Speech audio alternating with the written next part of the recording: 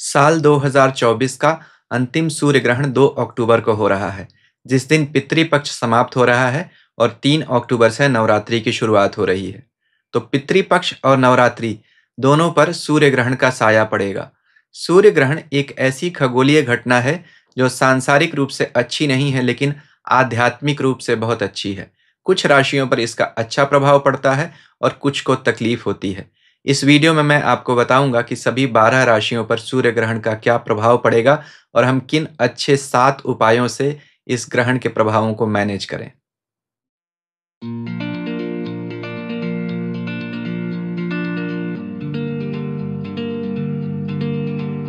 ओम नमः शिवाय। मैं अंशुमान आपका स्वागत करता हूं। साल 2024 का अंतिम सूर्य ग्रहण 2 अक्टूबर की रात 9:13 से शुरू होगा और 3 अक्टूबर की सुबह 3:17 तक चलेगा। सूर्य ग्रहण पितृपक्ष की अमावस्या के दिन पड़ रहा है, जिसे हम सर्वपितृ अमावस्या भी कहते हैं, और 3 अक्टूबर से नवरात्रि की शुरुआत हो रही है। तो पितृपक्ष की समाप्ति और नवरात्रि की शुरुआत, इन दोनों पर सूर्य ग्रहण का साया पड़ने वाला है। क्या परिणाम होंगे, विस्तार से समझेंगे। देखिए, ग्रहण एक ऐसी खगोलीय घटना है जो आध्यात्मिक जगत के कुछ ऐसे पोर्टल्स को एक्टिवेट कर देती है, खोल देती है, जिससे हम बहुत तेज आध्यात्मिक प्रगति कर सकते हैं। कुछ राशियां बुरी तरह से प्रभावित होती हैं, कुछ राशियों पर इसका शुभ प्रभाव भी पड़ता है। जानेंगे किसको क्या प्रभाव मिलेंगे, लेकिन सबसे पहले देखिए, यह ग्रहण भारत में नहीं देखेगा क्योंकि रात में हो रहा है। तो इसलिए ग्रहण का जो 12 घंटे का सूतक काल का नियम होता है, यानी मंदिरों को ढक दो, पूजा मत करो, उन सब में बहुत अधिक पालन करने की आवश्यकता नहीं रहेगी। लेकिन ग्रहण का प्रभाव तो ज़रूर आएगा। नियम में ढिलाई है, प्रभाव में ढिलाई नहीं है। ऐसा इसलिए भी है क्योंकि ग्रहण एक खगोलीय घटना है, तो सभी पर इसका प्रभाव पड़ने वाला है, क्योंकि पूरी धरती तो प्रभावित होती ही है। अब तामसिक शक्तियां इस समय हावी होती हैं, क्योंकि राहु और केतु सूर्य और चंद्रमा को ग्रहण लगाते हैं। तो सूर्य ग्रहण हो रहा है, तो राहु केतु हमेशा ऐसी तामसिक शक्तियों को दिखाते हैं जो बहुत बलवान होती हैं। यह नक्षत्र हस्त में ग्रहण हो रहा है और कन्या राशि में ग्रहण हो रहा है। तो कन्या राशि बुध की है और हस्त नक्षत्र चंद्रमा का है। तो जिन लोगों की भी बुध या चंद्रमा की राशियां हैं और जिन लोगों की भी बुध और चंद्रमा के नक्षत्र कुंडली में मजबूत जगह पर बैठे हुए हैं, जैसे जन्म नक्षत्र ही अगर आपका हस्त है, या किसी ऐसे ग्रह की दशा चल रही है जो इस नक्षत्र में बैठा हुआ, या बुध और चंद्रमा की ही दशा चल रही है, तो आप लोगों को बहुत अधिक सतर्क रहना पड़ेगा। हस्त नक्षत्र से जुड़े हुए काम जो लोग करते हैं, जैसे medicine, media, fashion, marketing, transport, इन लोगों को बहुत अधिक सावधान रहना पड़ेगा। अचानक काम में परेशानियां आ सकती हैं। तो इस वीडियो में हम समझेंगे सबसे पहले ग्रहण क्या होता है, सभी 12 राशियों पर यह क्या कॉमन प्रभाव डालता है, सभी 12 राशियों को क्या कॉमन 7 उपाय करने चाहिए, यह मैं पहले बताऊंगा। उसके बाद सभी 12 राशियों का राशिफल बता दूंगा। तो जो कॉमन बातें हैं, हर राशिफल के साथ बार बार रिपीट न करके वीडियो के शुरू में बताऊंगा, उसके बाद ही राशिफल देखेंगे। सबसे पहले, ग्रहण क्या है? ग्रहण शब्द का मतलब होता है लेना, स्वीकार करना, जैसे भोजन ग्रहण करना। आकाश में जब राहु केतु सूर्य और चंद्रमा नामक ग्रह को स्वीकार कर लेते हैं, अपनी छाया से ढक लेते हैं, तो उसे हम सूर्य ग्रहण या चंद्र ग्रहण कहते हैं। समुद्र मंथन में ब्रह्मा जी से राहु और केतु को आशीर्वाद मिला था कि वह सूर्य और चंद्रमा को अपना भोजन बना सकते हैं, यानी उन्हें ग्रहण कर सकते हैं। इसीलिए ग्रहण की खगोलीय घटना साल में कई बार रिपीट होती है। ग्रहण संस्कृत शब्द है जो बना है ग्रह प्लस ण से। ग्रह का मतलब होता है सत्ता या अधिकार। ण एक ऐसा वर्ण है जिसकी व्युत्पत्ति यानी डेरिवेटिव होता है खाली, समाप्त, युद्ध, ज्ञान। तो देखिए, ग्रह यानी जो सत्ता का प्रतीक है, वह युद्ध में भी जाएगा और उसे ज्ञान भी प्राप्त होगा। इसलिए मैं कहता हूं, सांसारिक रूप से तो मुश्किलें आएंगी, लेकिन आध्यात्मिक रूप से तरक्की होगी। हर घटना के दो तरह के प्रभाव होते हैं, सांसारिक और आध्यात्मिक। सांसारिक स्तर पर बात करें तो ग्रहण अच्छा नहीं होता है, क्योंकि सूर्य चंद्रमा की शक्तियां कम हो जाती हैं। ज्योतिष के सभी राजयोग सूर्य और चंद्रमा की शक्तियों पर निर्भर करते हैं। इसलिए लोगों के काम अटक जाएँगे, जिन लोगों की अच्छी दशा भी चल रही है, वह भी अचानक देखेंगे परेशानियाँ आ रही हैं। ऐसा सभी राशि वालों के साथ ना हो के कुछ राशि वालों के लिए इसके उल्टा भी होगा, उन पर बाद में चर्चा करेंगे। यानी कुछ लोगों के लिए अच्छा भी रहेगा, लेकिन ज़्यादातर लोगों के लिए समस्याएँ ही आएँगी। जैसा मैंने कहा था, सूर्य ज्योतिष में राजा का कारक है, उसे ग्रहण राहु लगाता है, यानी राहु चैलेंजर है, राहु आउटकास्ट है, चैलेंजर है। तो राजा को परेशानी, यानी राजनीतिक रूप से सत्ता में परिवर्तन। बहुत सारे लोग जो सत्ताधीश हैं, इस ग्रहण के प्रभाव से अपनी सत्ता खो देंगे, और जो लोग बाहर बैठे थे सत्ता से, यानी आउटकास्ट थे, उन्हें पावर मिल जाएगा। यही तो राहु करता है, अपनी मनमानी करता है, यानी एस्टैब्लिश्ड ऑर्डर को ब्रेक करता है। यह ग्रहण कन्या राशि में जिस दिन बन रहा है, उस दिन कन्या राशि में 4 ग्रह इकट्ठा हैं, सूर्य, बुध, चंद्रमा और केतु। सूर्य चंद्रमा तो इसलिए इकट्ठा है क्योंकि अमावस्या के दिन ही सूर्य ग्रहण होता है। चंद्रमा का जो ग्रहण होता है वह पूर्णिमा के दिन होता है, सूर्य ग्रहण अमावस्या के दिन होता है, इसलिए हर चंद्र ग्रहण के 15 दिन बाद सूर्य ग्रहण हो जाता है। तो चंद्रमा अस्त भी हो जाएगा क्योंकि सूर्य के साथ बैठा है, तो उसकी शक्ति और अधिक कम हो जाएगी। और सूर्य केतु के साथ बैठा, फिर समस्या। तो देखिए, सूर्य अहम है, अहंकार, पॉजिटिव ईगो, चंद्रमा मन है, बुध बुद्धि है, केतु इन तीनों को कुंठित कर देता है, यानी सबड्यू कर देता है। तो इस ग्रहण के प्रभाव से सामाजिक चेतना में सामूहिक बदलाव आएंगे, कॉस्मोपॉलिटन चेंजेस। सूर्य ग्रहण का स्वास्थ्य पर निगेटिव प्रभाव पड़ता है, खास तौर पर आंख, पित्त और हड्डी पर, क्योंकि सूर्य हमारे शरीर में इन तीनों चीजों पर अधिकार रखता है। ज्योतिष में सूर्य को अग्नि का कारक कहा गया। हमारे शरीर में अग्नि 2 जगह मुख्य रूप से रहती है, आँखों में तेज के रूप में और पेट में दहन शक्ति के रूप में। दैट इज़ व्हाई सूर्य यानी sun rules over our eyesight and digestion system, जहाँ से फायर है, बेली फायर। तो इसीलिए हम कहते हैं, जब सूर्य ग्रहण हो उस समय आसमान को अपनी खुली आँखों से नहीं देखना चाहिए और कुछ खाना-पीना नहीं चाहिए। आयुर्वेद, ज्योतिष, धर्म तीनों इसीलिए एक दूसरे से जुड़े हुए हैं। तो देखिए, पित्त की बीमारियाँ, आँखों की बीमारियाँ, हड्डी की बीमारियाँ जिन्हें हैं, उन्हें बहुत सावधान रहना चाहिए, उनकी बीमारियाँ बढ़ सकती हैं। हार्मफुल रेडिएशंस आते हैं ग्रहण में, सोलर इक्लिप्स में, उससे नुकसान हो सकता है। जो लोग ऑलरेडी सफ़र कर रहे हैं, उन्हें पड़ सकती है तकलीफ। आध्यात्मिक स्तर पर ग्रहण के प्रभाव का अगर हम विचार करें, तो हमारे मन व अहंकार का यह नाश करता है। जब तक हम जीव भाव में हैं, तब तक इस नाश से हमें घबराहट होती है, क्योंकि हम अपने ईगो और फीलिंग्स के सहारे सर्वाइव करते हैं। हमें ऐसा लगता है क्योंकि हम सोल से कनेक्टेड नहीं हैं। ग्रहण सोल को चैलेंज करता है, वह जीव भाव हमारा टूटने लगता है। यहीं हमारा सूक्ष्म शरीर भी हल्का हो जाता है क्योंकि बंधन टूटते हैं। तो सांसारिक मनुष्य तो घबराते हैं, लेकिन मुनि प्रसन्न होते हैं। गीता जी के दूसरे अध्याय 69th श्लोक में कहा गया, या निशा सर्वभूतानां तस्याम जागृति संयमी, यस्याम जागृति भूतानि सा निशा पश्यते मुने। यानी जो रात्रि है वह मुनि को दिन के समान दिखती है, और जिस दिन में जीव जगते हैं वह दिन मुनि को रात्रि के समान दिखती है, और वह उसमें विश्राम करता है। तो जो घटना सांसारिक रूप से बुरी होती है, आध्यात्मिक रूप से वह हमें जगा सकती है। तभी तो हम कहते हैं कि ग्रहण के समय में आप जप करें, 1 माला का जप करेंगे तो 1 लाख माला का जप का फल मिल जाएगा आपको। कुंडलिनी के स्तर पर भी अगर हम देखें, तो सूर्य हमारी सूर्य नाड़ी को, यानी राइट शरीर की नाड़ी को दिखाता है, चंद्रमा चंद्र नाड़ी को दिखाता है, लेफ्ट को, और राहु केतु सर्प हैं, जो कुंडलिनी के बेस में कुंडल मारकर बैठे हुए हैं, जिसकी वजह से हमारी कुंडलिनी बढ़ती नहीं है। तो यह सूर्य नाड़ी, चंद्र नाड़ी एक्टिवेट हो जाती है ग्रहण के समय में। अगर आप उस समय मंत्र करेंगे, योगाभ्यास करेंगे, बहुत तेज़ तरक्की होती है। मैं अपने अनुभव से आपको बता सकता हूँ। उपायों पर बात करते हैं। सभी 12 राशियों के लिए 7 कॉमन उपाय दूँगा, उसके बाद सभी 12 राशियों का राशिफल एक-एक करके जानेंगे। सबसे पहला उपाय, मेंटेन लो प्रोफाइल। जैसा मैंने कहा था, सूर्य अहम का कारक है। अहंकार का टकराव होता है जब ग्रहण होता है लोगों से। अपने अधिकारियों से उलझने से बचना चाहिए आपको। कोई भी नया काम शुरू करने से बचें, क्योंकि ग्रहण की छाया अगले 7 दिन तक कम से कम रहती है। तो कुछ भी नया काम शुरू करना चाहते हैं मत करें, जब तक बहुत अधिक आवश्यक नहीं हो, क्योंकि उसमें आपको बहुत सारी अड़चनें आएँगी। गुड़ का प्रयोग करें, शारीरिक व्याधि से मुक्ति के लिए, खास तौर पर जब ग्रहण हो रहा हो, क्योंकि सूर्य की वस्तु है ग्रहण।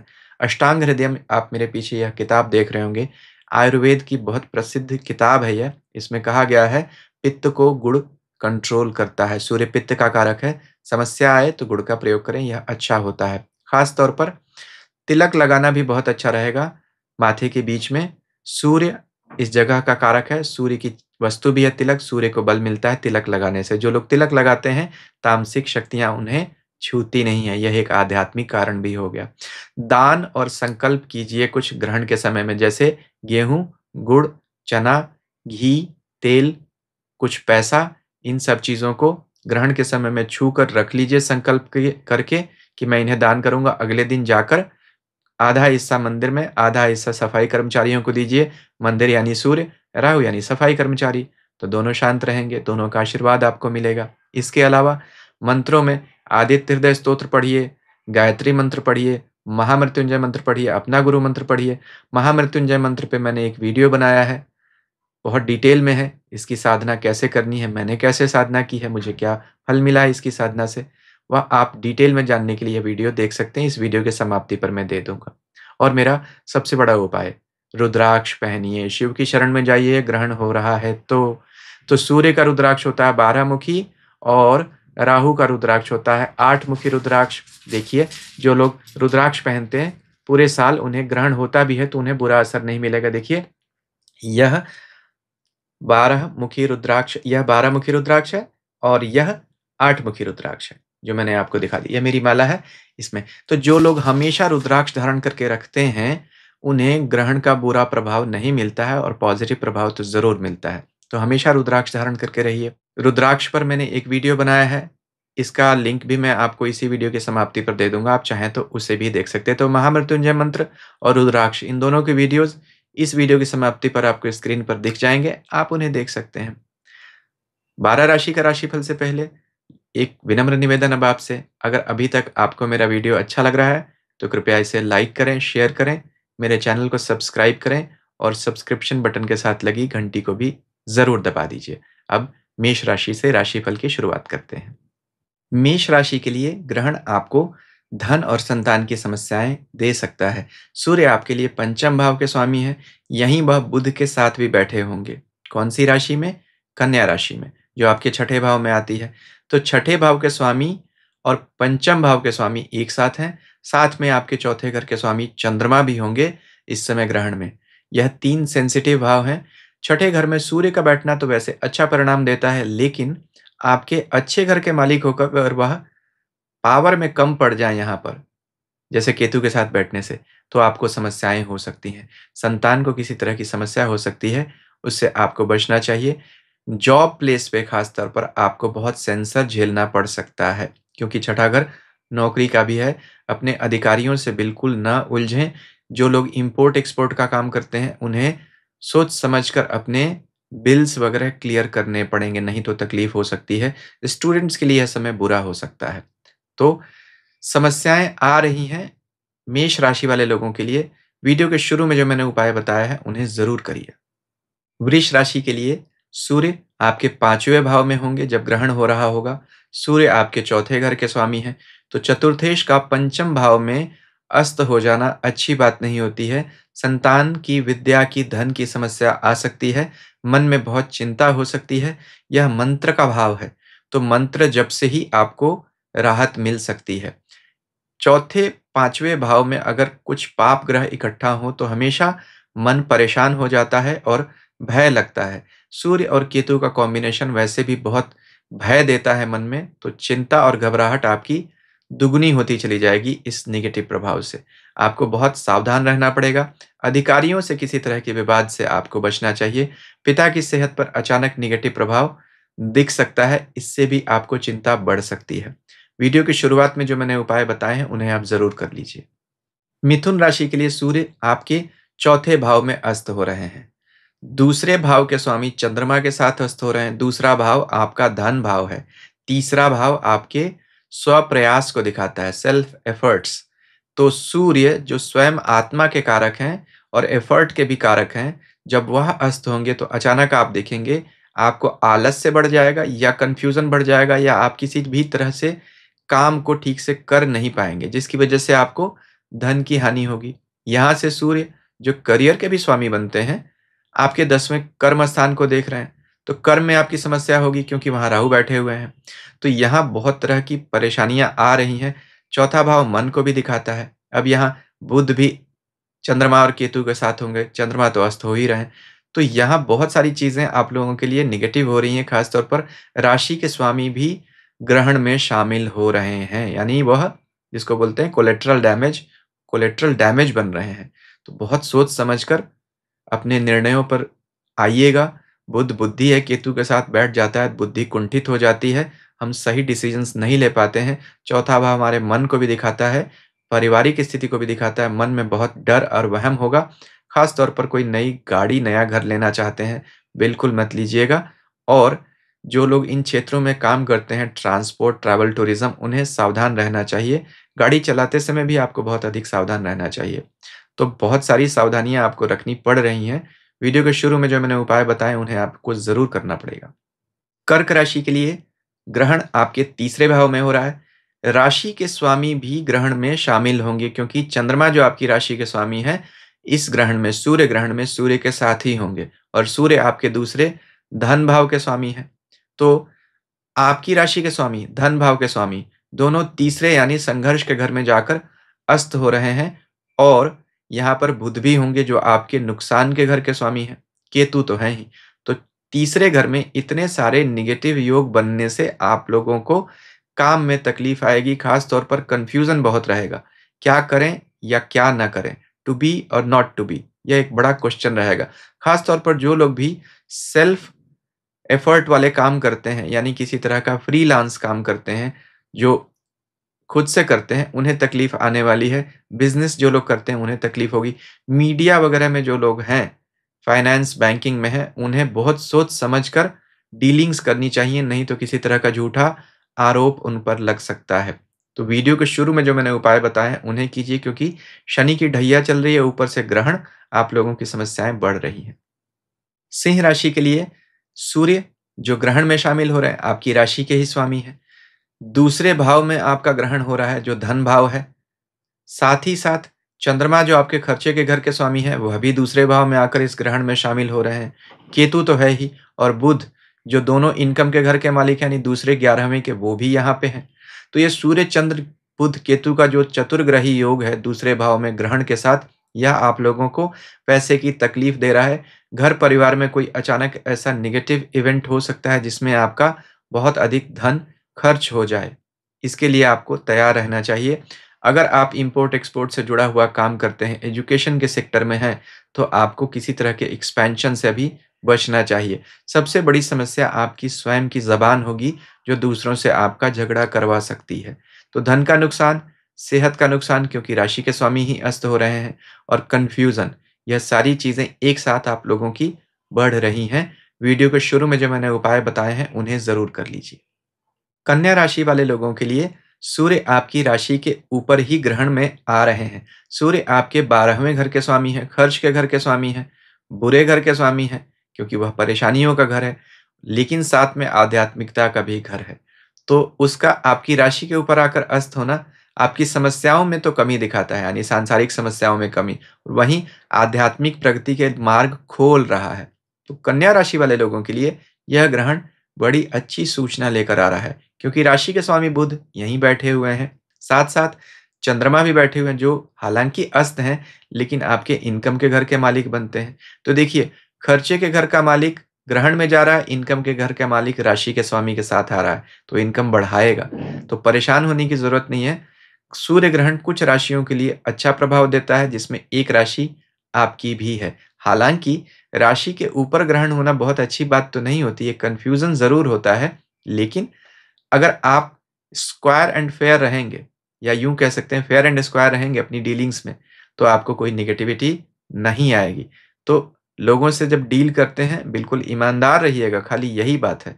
बाकी आप लोगों के लिए अच्छा है। फिर भी किसी तरह के नेगेटिव इफ़ेक्ट से बचने के लिए वीडियो के शुरू में जो मैंने उपाय बताए, उन्हें कर सकते हैं। तुला राशि के लिए सूर्य का ग्रहण आपकी राशि से 12वें भाव में हो रहा है। खर्च एक्सपोर्ट का भाव है, सांसारिकता का भाव नहीं, आध्यात्मिकता का भाव है। जैसा मैंने कहा था, आध्यात्मिक प्रगति के लिए बहुत अच्छा है यह ग्रहण का होना, लेकिन अगर आपकी इच्छा आध्यात्मिक है तब सांसारिक रूप से यह आपकी समस्याओं को कुछ ट्विस्ट कर सकता है, क्योंकि सूर्य आपकी राशि के लिए इनकम के घर के मालिक बनते हैं। उनका ग्रहण में जाना और 12वें खर्च के घर में जाना खर्चों को बढ़ा रहा है।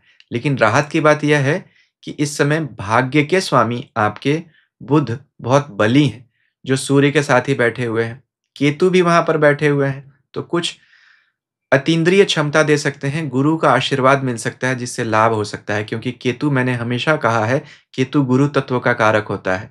अपनी स्वयं की पराक्रम या इच्छा नहीं, गुरु की इच्छा और गुरु का आशीर्वाद, इसी से लाभ होगा। तो कुछ समस्याएँ आपकी बढ़ेंगी, लेकिन धर्म से जुड़ेंगे तो आप देखेंगे समस्याएँ चमत्कारिक रूप से गायब भी हो जाएँगी। खर्चे लेकिन फिर भी आपके बढ़ते हुए दिख रहे हैं, और बुध और केतु का यहाँ एक साथ आना कुछ स्वभाव में ज़िद को भी दिखा रहा है।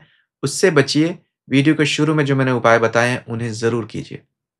वृश्चिक राशि के लिए सूर्य आपके कर्म स्थान के स्वामी हैं, 10वें भाव के, और 11वें भाव में अस्त हो रहे हैं। अब 10वें भाव यानी कर्म के स्वामी का अस्त होना अच्छी बात नहीं होती है, लेकिन राहत की बात एक यह है कि 11वें भाव में अस्त हो रहे हैं, जो इच्छा पूर्ति का है। महर्षि पराशर कहते हैं 11वें भाव में सभी ग्रह लाभ देते हैं, चाहे नीच के हों, चाहे अस्त के हों, चाहे बलहीन हो, किसी भी स्थिति में हो, चाहे ग्रह युद्ध में हार गए हों, शत्रुओं के साथ बैठे हों, तब भी लाभ ही देते हैं। लाभ कम या अधिक हो सकता है। ग्रह मजबूत होगा, लाभ अधिक होगा, कमज़ोर होगा, लाभ कम होगा, लेकिन हर स्थिति में लाभ तो होगा। तो हालाँकि लाभ थोड़ा कम होगा, लेकिन फिर भी आप लोगों को चिंता करने की ज़रूरत नहीं है। कर्म स्थान के स्वामी अस्त हो रहे हैं, लेकिन 11वें मित्रों के, बड़े भाई के, अधिकारियों के घर से तो आपको इन लोगों से लाभ मिल जाएगा। यानी अपने से जो बड़े लोग हैं, उनकी शरण में जाइए, उनकी सलाह लीजिए, उनकी बात मानिए तो आपको बहुत लाभ होगा। आपसे कोई सीनियर पार्टनर है, तो आपको उस समय उसकी बात ज़रूर सुननी चाहिए, अपनी बात चलाने की अधिक कोशिश नहीं करनी चाहिए। सिर्फ़ आपको नुकसान तभी होगा जब आप ईगो लेकर आएँगे, यानी अपने से बड़े लोगों के साथ अगर आप क्रॉस जाएँगे, तभी आपको तकलीफ़ होगी, नहीं तो आपको तकलीफ़ नहीं होगी। फिर भी प्रॉब्लम कुछ आएगी, पैसा आने में इंटरप्शन हो सकता है, यानी इनकम कुछ डिस डिस्टेबलाइज़ हो सकता है, संतान पक्ष से कुछ समस्या आ सकती है। कुछ तो समस्याएँ आएँगी ही, लेकिन समस्याओं का रास्ता भी मिलता जाएगा। शनि की ढैया भी चल रही है, वह भी एक चिंता की बात है। वीडियो के शुरू में जो मैंने उपाय बताए हैं, उन्हें ज़रूर कीजिए।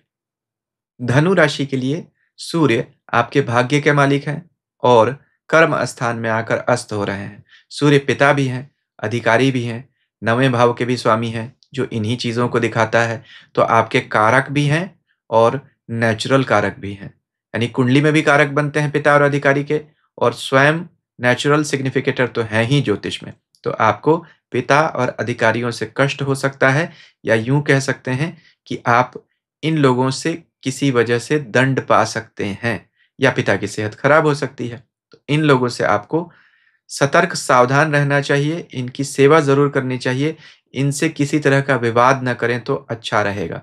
कर्म स्थान में ग्रहण होना, कर्म में अचानक किसी तरह की उठा-पटक तो ज़रूर दिखाता है, लेकिन जो लोग भी ऐसे क्षेत्रों में काम करते हैं, जहाँ रिसर्च है, यानी एस्टैब्लिश्ड जो भी नॉलेज है, उसको अगर ब्रेक अवे करना है, तो ये बहुत अच्छी बात है, क्योंकि सूर्य और राहु हमेशा रिबेलियस नेचर देते हैं। तो जहाँ रिसर्च के क्षेत्र में काम कर रहे हैं, जहाँ कुछ नई चीज़ ढूँढनी है, या डिफेंस में है जहाँ संघर्ष बहुत करना है, किसी तरह के एडमिनिस्ट्रेशन में है, जहाँ आपको बहुत बार लोगों की इच्छा के विरुद्ध जाकर कुछ कड़ी कार्रवाई करनी है, तो उन लोगों के लिए तो बहुत अच्छा है। नाम भी हो सकता है, लेकिन बाकी लोगों को तकलीफ़ हो सकती है, ख़ास तौर पर जो लोग भी इम्पोर्ट-एक्सपोर्ट का काम करते हैं या हायर एजुकेशन से जुड़े हुए हैं। खुद हायर एजुकेशन के क्षेत्रों में पढ़ाई कर रहे हैं, या टीचर्स हैं, तो उन लोगों के लिए, एजुकेशन से जुड़े हुए जो लोग हैं, उन्हें तकलीफ आ सकती है। वीडियो के शुरू में जो मैंने उपाय बताए हैं, उन्हें ज़रूर कर लीजिए। मकर राशि के लिए सूर्य आपके भाग्य भाव में अस्त हो रहे हैं। सूर्य का अस्त होना आप लोगों के लिए बुरा नहीं होगा, क्योंकि सूर्य आप लोगों के लिए अष्टमेश बनते हैं, समस्याओं के घर के स्वामी। तो अगर समस्याओं के घर के स्वामी शक्ति में कमज़ोर हो जाएँगे, तो आपकी सांसारिक समस्याएँ कम हो जाएँगी। आध्यात्मिक दृष्टि से यह समय बहुत अच्छा है, क्योंकि भाग्य और धर्म के घर, 9वें घर में यह ग्रहण हो रहा है, तो गुरु स्थान की यात्रा करें, गुरु मंत्र का जप करें, तो यह ग्रहण आपको बहुत अधिक सांसारिक से अधिक आध्यात्मिक लाभ दे सकता है। हाँ, पिता की सेहत को लेकर थोड़ी चिंता आपको हो सकती है, अधिकारियों से कुछ अनबन हो सकती है और अचानक का कोई स्थान परिवर्तन हो सकता है। भाग-दौड़ आपकी बढ़ सकती है। जो लोग sales and marketing, travel, tourism के क्षेत्रों में हैं, वह देखेंगे उन्हें अधिक भाग-दौड़ करनी पड़ेगी। लेकिन चूँकि यहाँ बुध भी साथ में बैठे हुए हैं, जो भाग्य के ही स्वामी हैं, इसलिए अभी आपको भाग्य से सहयोग तो ज़रूर मिलेगा। तो मकर राशि वाले लोगों के लिए जिनकी शनि की साढ़े साती चल रही है, बहुत अधिक नेगेटिव प्रभाव नहीं है, फिर भी सूर्य ईगो का कारक है और आत्मा का कारक है। उसका अस्त हो जाना कुछ न कुछ समस्याएँ ज़रूर देता है। वीडियो के शुरू में जो मैंने उपाय बताए हैं, उन्हें कर लीजिए। कुंभ राशि के लिए सूर्य 8वें भाव में अस्त हो रहे हैं। सूर्य आपके 7वें भाव के स्वामी हैं, विवाह है और आपकी पब्लिक इमेज है। तो जो लोग भी पब्लिक इमेज के क्षेत्रों में काम करते हैं, जैसे मीडिया में है, फाइनेंस में है, मार्केटिंग में है, जहाँ आपका रोज़ वास्ता बहुत सारे लोगों से पड़ता है, तो अभी आपको अपनी डीलिंग्स में बहुत फेयर एंड स्क्वायर रहना चाहिए। यानी आप कुछ ऐसा बोल सकते हैं, कुछ ऐसा कर सकते हैं, जिससे आपकी इमेज खराब हो सकती है। वैवाहिक जीवन में भी आपको समस्याएँ हो सकती हैं, ख़ास तौर पर जीवनसाथी की सेहत में अचानक नुकसान से आप परेशान होंगे। यहाँ आध्यात्मिक लाभ के लिए तो बहुत अच्छा है, क्योंकि कुछ ऐसे स्पिरिचुअल पोर्टल्स खुल जाएँगे जहाँ से आपकी गति बड़ी तेज़ आगे बढ़ सकती है। 8वाँ भाव संसार नहीं है, समाधि है। यहाँ सूर्य आता है तो हमेशा हमें बोलता है, आँखें बंद करो, यानी प्रकाश से दूर जाओ, सांसारिक प्रकाश से दूर जाकर अंदर के आध्यात्मिक प्रकाश की तरफ जाओ। तो इसीलिए हम इसे समाधि का भाव कहते हैं। तो यहाँ पर बहुत सारी चीज़ें आप लोगों के लिए इतनी तेज़ी से बदल रही हैं, क्योंकि आप बिल्कुल साढ़े साती के बीच में हैं और बुध जो अष्टमेश है, परिवर्तन के घर का मालिक, वो भी तो यहीं बैठा हुआ है। तो बहुत सारा परिवर्तन आप लोगों के लिए हो रहा है, ख़ास तौर पर 8वें घर में अगर कोई बड़ा परिवर्तन हो, तो नौकरी डिस्टेबलाइज़ हो जाती है। तो बहुत सारे कुंभ राशि वाले लोगों के लिए जॉब में चेंज हो सकता है, ट्रांसफ़र ऑफ प्लेस भी हो सकता है। तो वीडियो के शुरू में जो मैंने उपाय बताए हैं, उन्हें कर लीजिए। मीन राशि के लिए सूर्य ग्रहण आपके 7वें भाव से हो रहा है। अच्छी बातें ये हो सकती हैं कि पुराना कोई कर्ज़ है, कोई रोग है, कोई शत्रु बाधा है, उससे आपको राहत मिल सकती है। लेकिन काम में अचानक परिवर्तन हो सकता है। ख़ास तौर पर जो लोग भी फाइनेंस, एजुकेशन, ट्रैवल, टूरिज़्म के क्षेत्रों में हैं, वह देखेंगे अचानक चेंजेज़ हो रहे हैं। शादी को लेकर भी उठा-पटक बहुत अधिक हो सकती है, यानी बहुत बार ऐसा हो सकता है, जो लोग शादीशुदा हैं, उन्हें अपने कंजुगल म्यूचुअल रिलेशनशिप्स में कुछ कॉन्फ्लिक्ट हो सकता है। बहुत सारे लोग जो शादी करना चाहते हैं इस समय में, वह देखेंगे शादी करने में अड़चन आ रही है। सावधानी आपको रखनी चाहिए। जीवन साथी का चयन करते समय इस पीरियड में अगर आप शादी कर रहे हैं, तो आपको किसी धोखे का शिकार होना पड़ सकता है। प्लीज़ सोच समझ कर अपनी चॉइसेस रखिए। यहाँ 7वाँ घर हमारी पब्लिक इमेज को भी दिखाता है। कुछ ऐसा ना करें जो आपकी पब्लिक इमेज को डेंट करे, यानी ईमानदारी का व्यवहार लोगों से करें। जिनकी भी जीवन में शनि की दूसरी साढ़े साती चल रही है, वह काम में अचानक बड़े लेवल का चेंज देख सकते हैं। यानी जॉब वाले बिज़नेस में, बिज़नेस वाले जॉब में इतने बड़े लेवल का चेंज हो सकता है, पूरा सेक्टर चेंज हो सकता है। आपको बहुत अधिक सावधानी तो रखनी चाहिए। कुछ बातों के लिए तो यह ग्रहण अच्छा है, कुछ बातों के लिए अच्छा नहीं है। जो लोग इम्पोर्ट-एक्सपोर्ट का काम करते हैं, उनके लिए अच्छा है। वीडियो के शुरू में जो मैंने उपाय बताए हैं, उन्हें ज़रूर करिए। अभी आप स्क्रीन पर मृत्युंजय साधना और रुद्राक्ष से संबंधित वीडियो देख रहे होंगे, जो मैंने उपायों में विस्तार से बताए थे कि यह आपको करने चाहिए। इन वीडियोज़ को आप देख सकते हैं। अगर अभी तक मेरा चैनल सब्सक्राइब नहीं किया, इसे भी आप कर सकते हैं। ईश्वर सबका कल्याण करें। हरि ओम।